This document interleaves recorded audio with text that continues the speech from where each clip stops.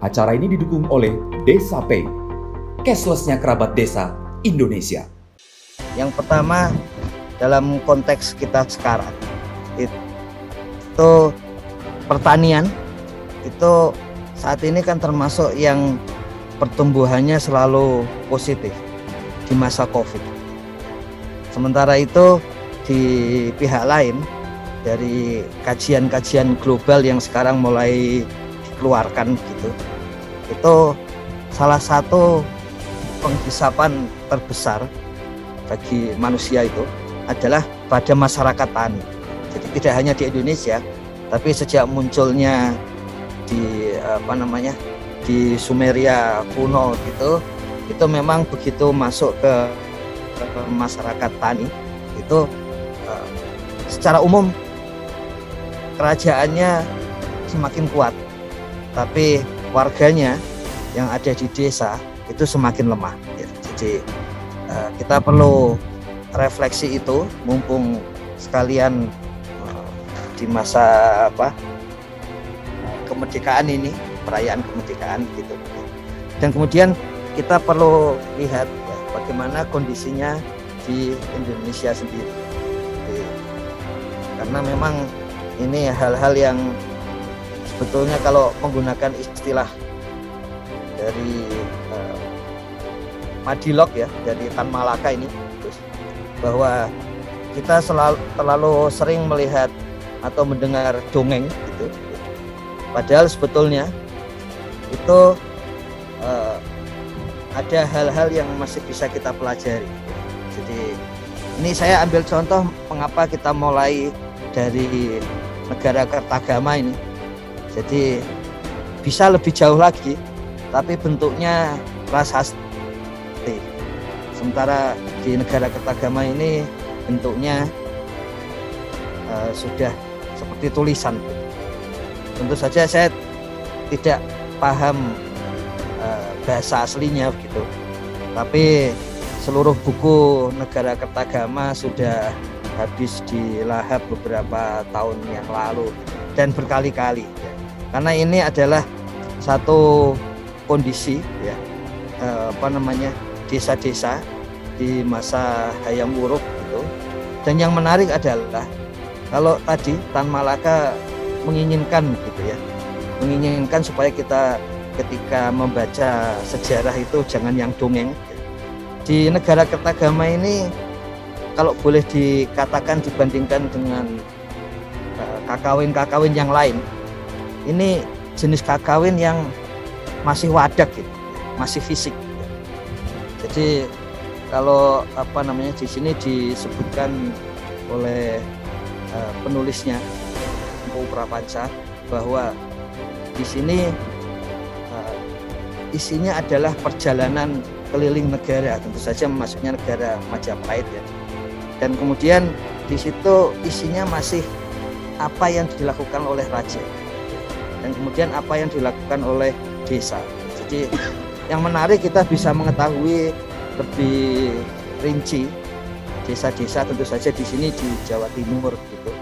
Dan sudah ada kajian berikutnya yang kajiannya ini ilmiah ya. Jadi dari warga negara Belanda yang masuk ke Indonesia, kemudian menelusuri seluruh desa-desa yang disebut dalam negara Kertagama. Dan karena ini memang tentang desa, maka sering disebut, sebetulnya penulisnya juga menyebut ini adalah desa Wagnana. Jadi bagaimana keragaman desa yang ada di Jawa Timur ya, Majapahit. Nah, ini contoh yang menarik. Pada waktu ya boleh dikatakan kita jadi paham gitu. Ketika Tan Malaka ingin sejarah yang betul-betul kondisi lapangan. Tapi pada masa lalu memang kalau seorang menuliskan kondisi lapangan yang sebenarnya itu dia belum menjadi pujangga. Jadi kalau pujangga itu harus ada level abstraksi. Kalau di masa lalu itu abstraksinya tentu saja berkaitan dengan seni. Tapi kita banyak belajar, makanya kita mulai dari buku ini. Bagaimana cara mengukur desa. Dan sejak lama di Barat filosof mengatakan bahwa yang namanya mengukur itu pasti ada konteks pihak luar. Tidak mungkin ekstrimnya, tidak mungkin meja mengukur dirinya sendiri. Jadi kalau yang mengukur itu pasti orang yang melihat meja mengukur panjang dan pendeknya meja. Max Weber memang mengatakan cara kita untuk mengukur sendiri itu kualitatif. Karena kalau kuantitatif kita tidak bisa. Yang bisa mengkuantifikasi itu adalah orang lain. Jadi ini posisi pertama yang perlu kita sadari. Ketika ada satu ukuran, itu sebetulnya artinya jadinya bukan desa sendiri yang mengukur. Makanya satu hal yang menarik dari Gus Halim itu adalah bagaimana kalau di samping hal-hal yang sifatnya itu kuantitatif, juga dari desa itu mengumpulkan hal-hal yang sifatnya kualitatif. Jadi itu sebetulnya salah satu alasan metodologis kenapa misalnya ya sebentar lagi setelah SDG desa ini, desa-desa akan diberi keleluasaan untuk menuliskan kehidupannya sehari-hari, untuk menyatakan apa makna dari angka-angka dan dari kejadian-kejadian di desa sehari-hari. Jadi itu sebetulnya secara metodologis supaya desa bisa dalam tanda kutip ya mengukur dirinya sendiri. Nah itu di luar pembicaraan kita pagi ini, tapi yang kita akan bicarakan adalah bagaimana pihak luar ya, itu mengukur desa. Satu hal yang sangat penting kalau kita mulai dari buku Desa Warnana ini atau Negara Kertagama ini, itu adalah pengukuran kepada desa. Pengukuran kepada desa itu bersifat untuk pajak. Jadi sejak lama desa itu diukur dalam rangka memajaki desa. Jadi ini aspek yang penting karena akan berkaitan dengan metodologi mengukurnya.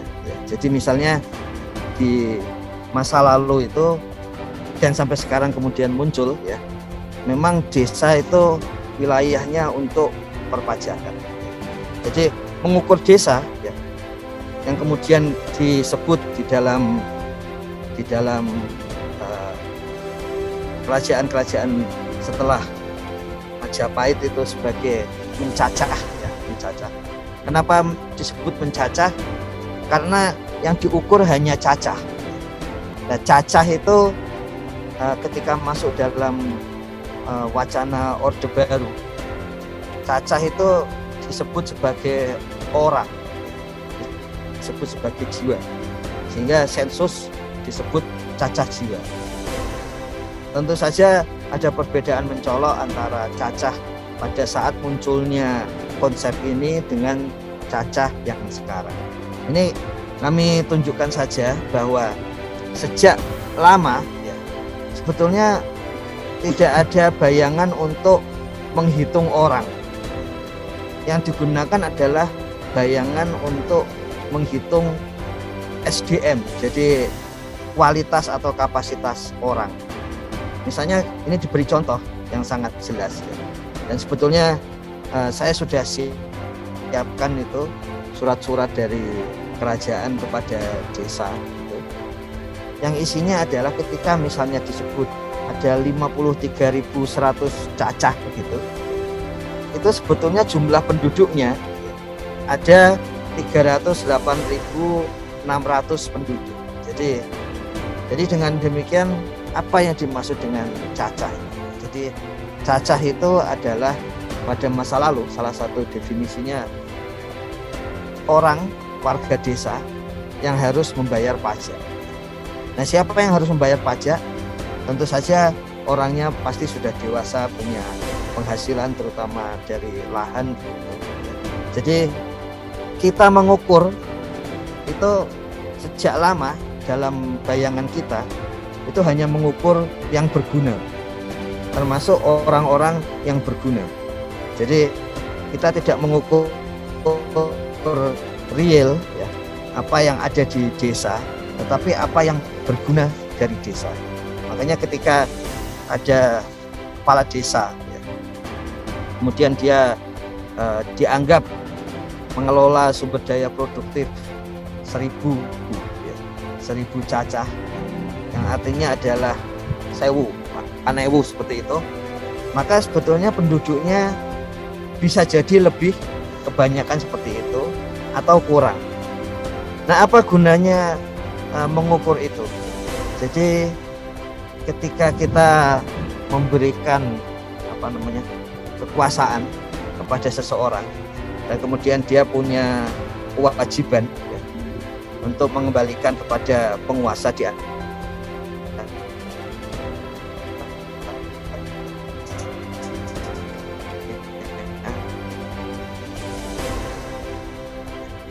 Ya disebut dan sebagainya begitu. Maka bayangkan seperti ini, kalau satu kepala desa ya, dia disebut menguasai 500 cacah, padahal jumlah penduduknya 2000. Sementara desa yang lain itu oleh kerajaan diberi surat bahwa dia menguasai 1000 cacah, penduduknya juga sama 2000, dengan kondisi lingkungan kesuburan sawah yang sama begitu. Maka desa yang kedua yang disebut punya 1000 cacah ya, jelas kepala desanya akan, dan berikut masyarakat desanya itu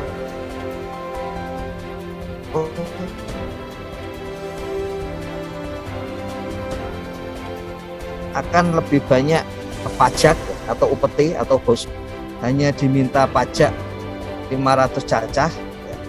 Sementara kepala desa lain diminta pajak 1000 cacah, maka kepala desa yang 1000 cacah itu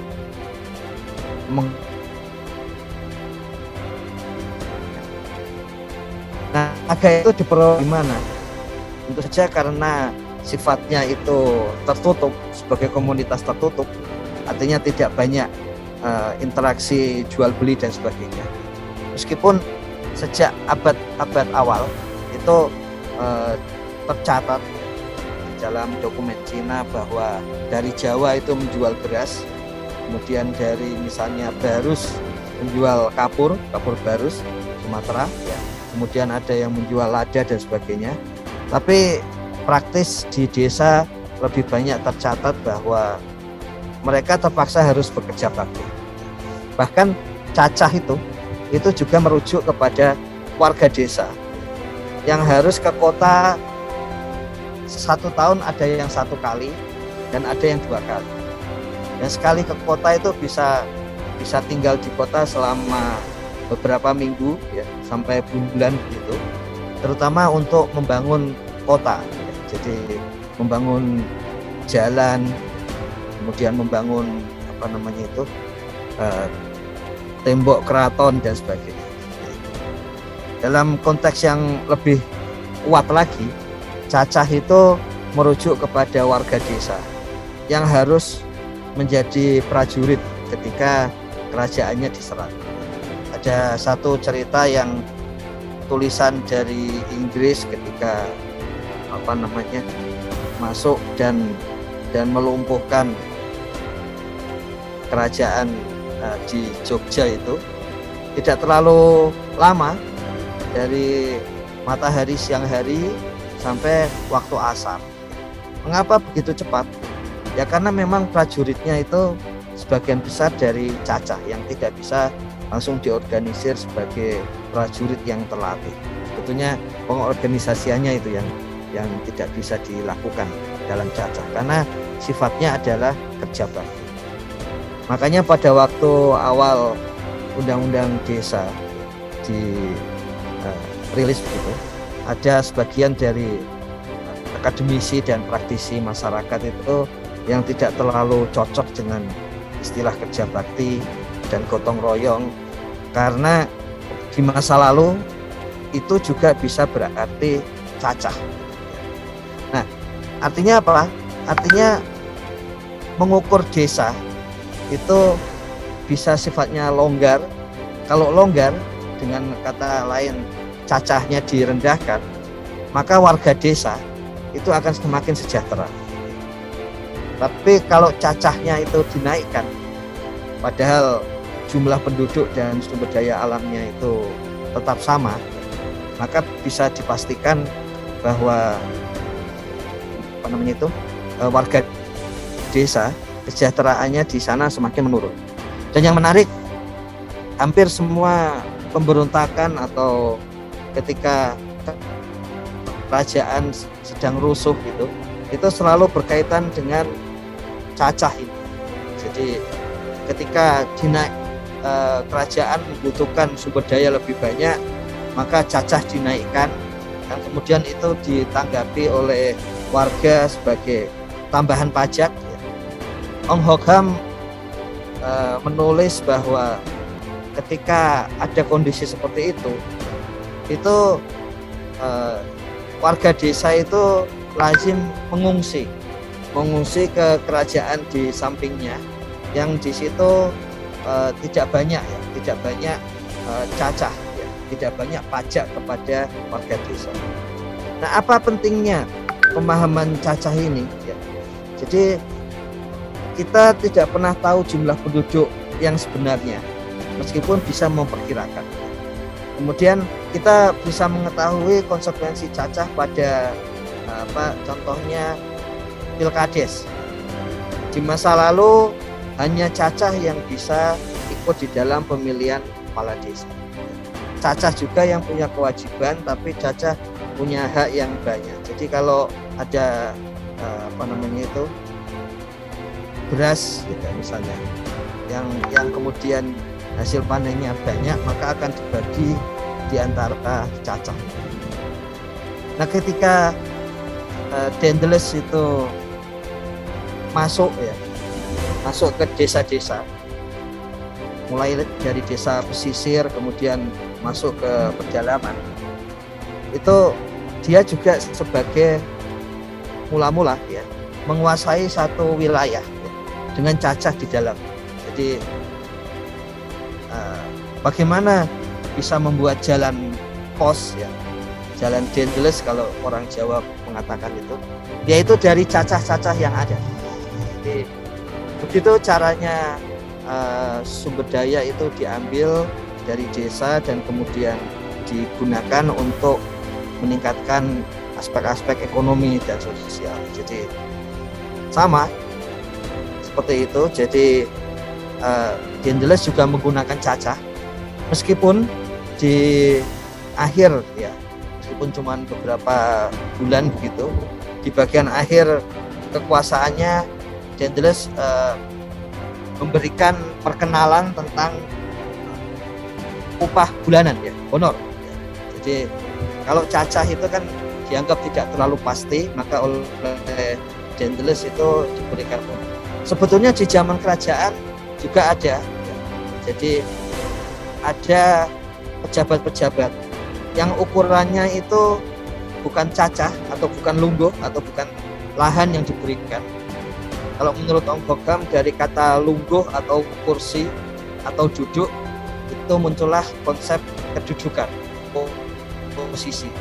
Jadi posisi atau kedudukan itu diberikan dalam bentuk cacah. Dan ini Daedalus mengubahnya menjadi dalam banyak keuntungannya.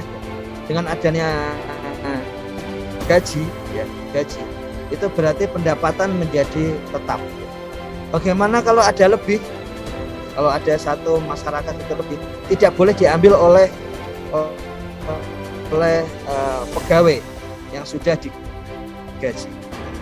Jadi bisa kita bayangkan begini, di masa kita mengukur dengan lungguh dan cacah itu kalau pimpinannya itu bagus, bisa menggerakkan warganya, cacahnya, maka ada surplus di desa itu. Nah, surplus itu kemudian menjadi sebagian besar miliknya kepala desa. Dengan adanya gaji, maka surplus itu menjadi haram bagi kepala desa. Jadi melalui lungguh dan cacah itu tidak ada konsep korupsi dalam arti modern sekarang. Karena korupsi itu kan kalau kita mengambil hal-hal yang di luar, antara lain ya, hal-hal di luar gaji kita.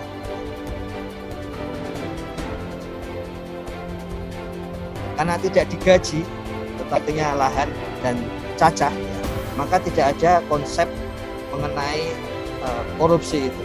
Jadi kalau bisa mengelola bagus ya banyak surplus, dan kalau mengelolanya buruk ya nanti warganya memberontak atau warganya pindah ke pemimpin yang lain. Nah, di masa Dendels itu tentu saja sebagian besar desa-desa di Jawa dan kemudian di luar Jawa juga serupa. Itu tidak tidak menggunakan honor atau gaji. Itu hanya ada di wilayah-wilayah yang dekat dengan ibu kota. Jadi lebih enak menggunakan cacah karena peluang untuk memperoleh surplus itu tinggi. Jadi dalam tanda kutip satu kewirausahaan birokratis ya, itu muncul dengan konsep mengukur cacah. Nah kemudian kita tahu dalam sejarah setelah Dendels kemudian ada Raffles yang mencoba melakukan sensus yang pertama. Sensusnya tentu saja kita ketahui sebagaimana sudah ditunjukkan dari buku Prapanca tadi, bahwa sensus Raffles itu untuk mengukur pajak tanah. Satu hal yang kemudian kalau kita baca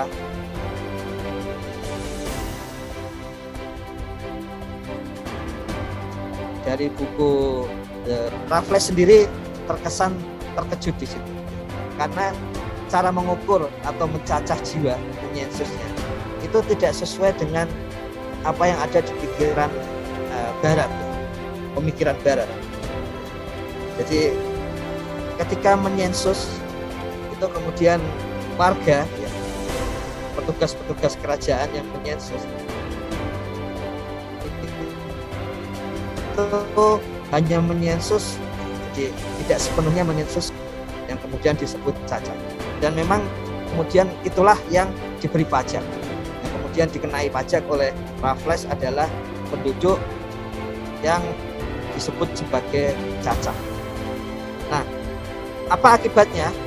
Akibatnya tentu saja kita bisa ketahui bahwa melebih-lebihkan cacah ya, itu dilakukan oleh pejabat yang dia punya hubungan negatif dengan bawahannya. Jadi melebih-lebihkan cacah supaya bawahannya kemudian nanti repot untuk mengumpulkan pembayaran pajak. Sementara di pihak lain ada juga para penguasa di desa-desa yang mengurangi cacah dalam rangka supaya mengurangi pajak. Nah, yang menarik lagi adalah hal seperti itu, ya, makanya kita perlu belajar. Hal seperti itu muncul terus sampai sekarang. Begitu satu upaya mengukur itu berkaitan dengan satu program, ya, kalau zamannya Raffles itu perpajakan, maka jumlahnya kemudian menjadi menyusut.